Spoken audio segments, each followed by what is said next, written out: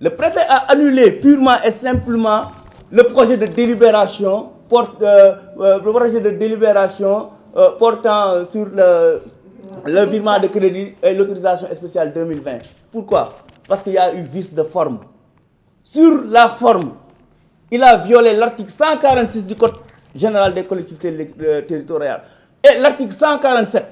L'article 146 dit que pour convoquer une réunion du conseil municipal, le maire doit adresser une convocation écrite au conseil, plus le document et à son domicile.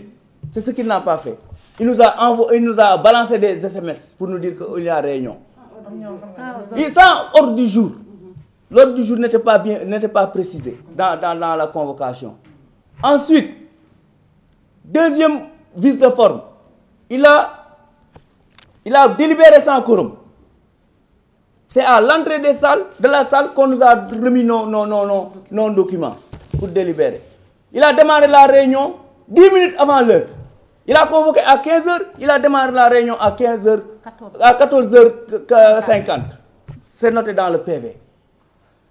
Il n'y avait que 26 conseillers présents. Et sur les 26 conseillers, 25 étaient ses amis, ses proches, ses inconditionnels. Et ils ont voté malgré ça.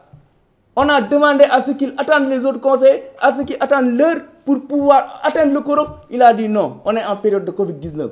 Je peux voter avec qui je veux. Malgré nos protestations. Alors, pour les sous, officiellement, c'est 100, il avait demandé 100, mais à l'arrivée, c'était 300 millions. Il nous a demandé 110 millions en dépenses diverses. À l'arrivée, c'est 312 millions qu'il voulait. C'est là. Les documents sont là. Pourquoi le préfet nous a suivis? Il a annulé. Parce qu'il a demandé 312 millions. Alors qu'il a dit partout qu'il met 110 millions. Et les 110 millions, il les a mis sur les postes d'affectation 509, qui représentent les dépenses diverses. Un fourre-tout en comptabilité. Ce qui veut dire qu'aujourd'hui, ça ne garantit pas la transparence. Il a demandé aussi 187 millions d'autorisation spéciale, dont 60 millions provenant du financement de PACASEN. Ce financement-là, c'est pour l'investissement. Il ne peut pas l'utiliser pour combattre la maladie. Et il le sait. Mais aujourd'hui, il nous demande 187 millions, dont les 112 millions pour affecter ça sur l'éducation, la santé, la culture et le sport.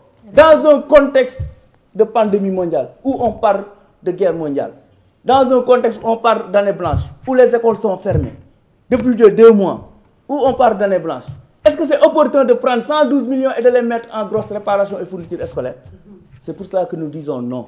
Si aujourd'hui notre collectif est né et debout comme un seul homme, c'est pour dire non au maire, pour dire à ces gens de pratiques. Aujourd'hui, nous ne sommes pas contre l'aide alimentaire, nous ne sommes pas contre la distribution des produits, nous ne sommes pas contre le combat du Covid-19. Au contraire, nous voulons que tous les efforts soient concentrés dans la lutte contre le Covid-19. C'est ce que nous demandons au maire. Qu'il arrête le népotisme. Prendre ses enfants, prendre ses neveux et les mettre dans les postes stratégiques au niveau de la mairie. Les 10 fils de la Médina, on les met dans les rues en train de surveiller, en train de se bagarrer. Au nom de quoi? Et de nettoyer. Ils cassent les mosquées, ils détruisent les toilettes publiques, sans délibération, ni rien du tout. Le conseil est là. On n'a jamais délibéré sur les toilettes publiques. Il a érigé les toilettes publiques de centres commerciaux. Vous pouvez aller les regarder au niveau de la rue 37, partout à la Médina. Il construit des centres commerciaux, sans l'aval du conseil municipal.